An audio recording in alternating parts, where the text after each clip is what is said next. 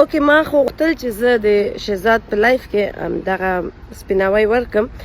چې دا څه خبره ده خو بهرحال هلته هم د موږ افغانان دا احساساتي کېږي د دوی په خولې نه زه ملحده کېږم د دوی په خولې زه نه خوارجه کېږم او نه د دوی په خولې نه د مجید قرار په خولې زه د ISI جاسوسه کېږم بلکې حقیقت خو دا خبره ده چې یو ګناه د ستانه مرتد سي چې هغه حقوق الله هغه خدای پاک بخي خو خدای پاک چې شي نه بخي هغه د انسانانو حقوق دي هغوی ته دروغ ویلل هغوی پسې دروغ ویلل او لکه هغوی پسې تهمت تړل دا ټول واقعا هم یو ګناه کبیره دي دلته چې کوم رقم عکسونه طالبان ښځې سوځي او هغوی ښځې ژوندۍ ښخوي یا پوره ماپ کې د لختو لاندې کوي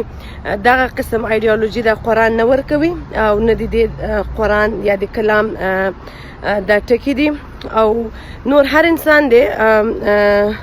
those who themselves are without essential cast thy first stone دا حضرت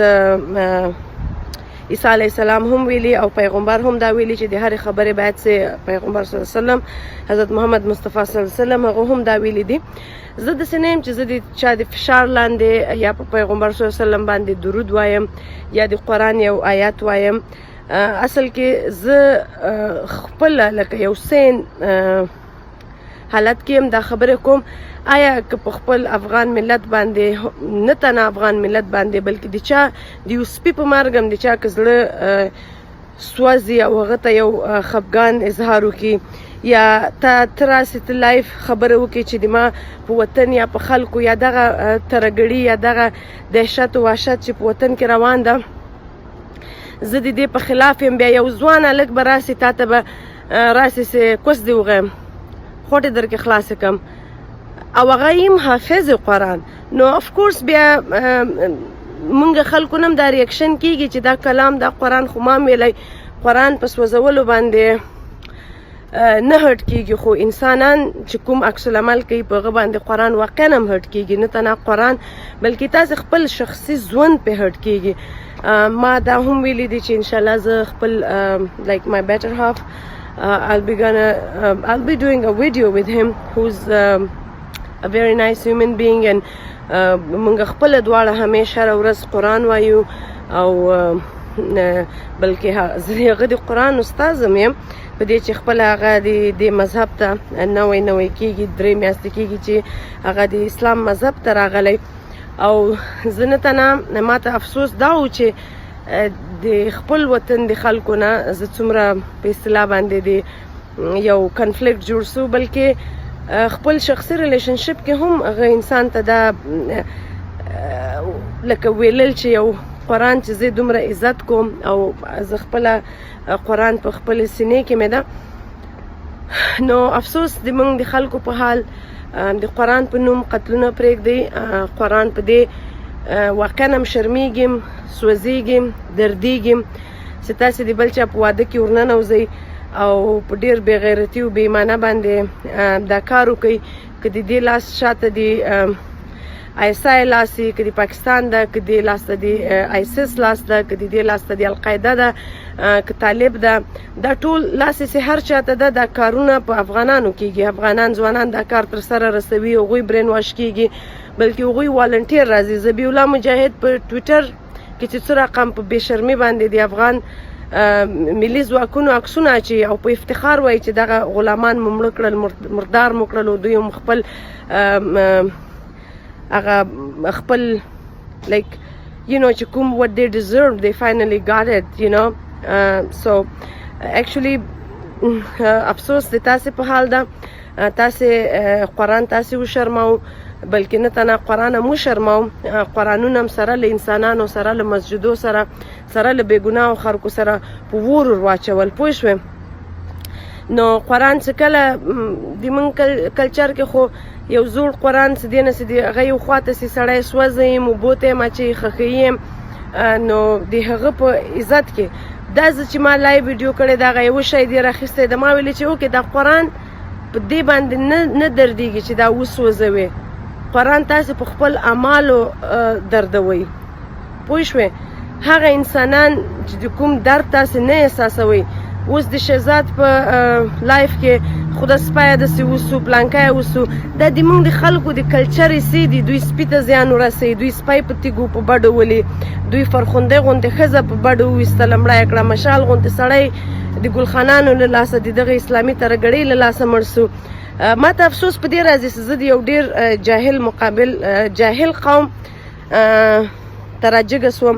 او یو ډېر جاهل قوم ته ما غوښتل چې زه قرآن وروښیم اسلام وروښیم انسانیت وروښیم خو دغه واقع کې هر څه کې د خدای پاک حکمت او دا د خدای پاک حکمت په دې سو چې د مسجد قرار غوندې ذهني ترهګړو او دروغزنو او د مسجد قرار غوندې فتوی دا چې کوم